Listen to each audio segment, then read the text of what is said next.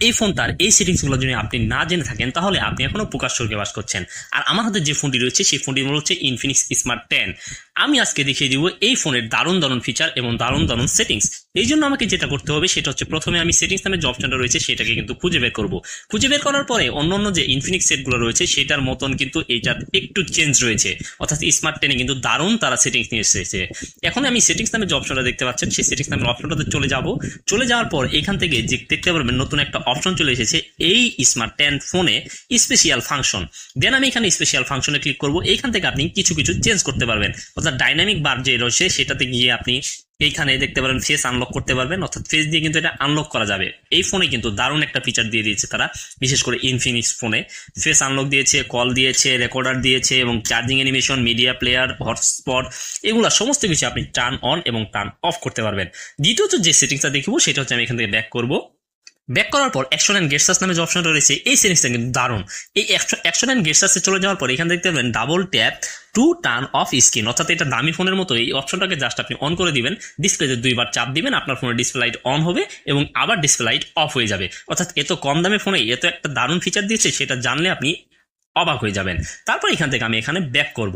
Back করার পর আমি আপনাকে যেটা দেখিয়ে দিব সেটা হচ্ছে আরেকটা 3 নাম্বার সেটিংস যেটা দেখিয়ে দেবো সেটা হচ্ছে র্যাম, অর্থাৎ আপনি যদি আপনার ফোনের র্যামটাকে বাড়াতে চান সেই জন্য আপনি এখান থেকে দেখতে পাবেন মাই ফোন নামে একটা অপশন রয়েছে, আপনি সেই মাই ফোনে চলে যাবেন। চলে যাওয়ার পর এখানে দেখতে পাবেন র্যাম নামে একটা অপশন রয়েছে, আপনি সেই র্যামে চলে যাবেন। এখানে মিন ফিউশন নামে অপশনটা জাস্ট অন করবেন। অন করার সাথে সাথে আপনার সামনে লেখা উঠবে 1 GB, 2 GB আর 4 GB।